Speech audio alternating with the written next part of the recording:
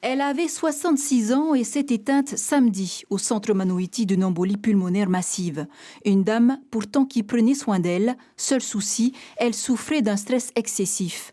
Le delta s'étant emparé d'elle, elle est restée à domicile pendant plus d'une semaine confinée avec son mari avant d'être prise en charge mardi au centre de Paia.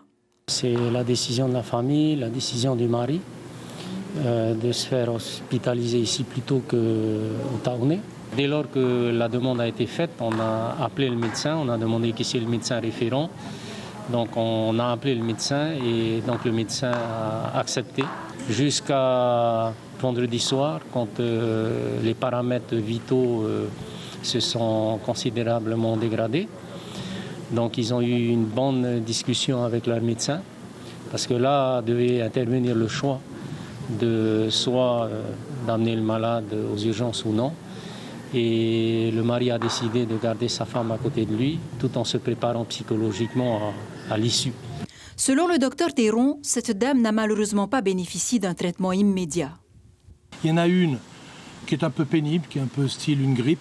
Si on la traite immédiatement, on évite de passer dans une phase mortelle, dans une phase très grave. Après, quand on arrive dans la phase très grave, il faut toujours anticiper sur cette maladie. Si on oublie de se dépêcher de mettre de l'oxygène, on meurt. Mais pas seulement. Son stress aurait aussi été un facteur aggravant. Alors vous savez ce qui se passe quand on a peur? La première chose qui se passe quand on a peur de mourir, on contracte ses artères. Or en fait, c'est la seule chose qu'il ne faut pas faire dans cette maladie. Cette maladie, il faut rassurer, il faut donner des... Je parle de la vraie maladie, la maladie qui tue.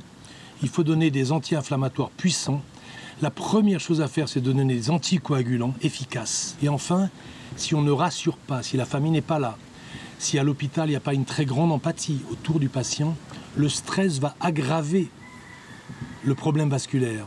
Le maire Anthony Géros ignore le nombre de patients de sa commune hospitalisés à domicile. Il aurait préféré plus de communication de la part des médecins. Ce n'est que par recoupement ou par signalement de nos guides sanitaires qu'on sait que telle personne est hospitalisée à domicile et implantée en oxygène ou non. Ou bien c'est par des éléments statistiques, quand on voit qu'il y a plusieurs décès dans un quartier, donc on amène nos guides sanitaires dans ce quartier pour aller auditionner toutes les familles. Et là, quand ils reviennent, ils nous disent dans telle famille, il y a un hospitalisé, et ça fait que dans le quartier, il y en a 4. Et donc, du coup, on est obligé d'aller voir ces personnes pour voir si les conditions d'hospitalisation à domicile n'ont pas été le facteur déclenchant de la virulence du virus dans le quartier.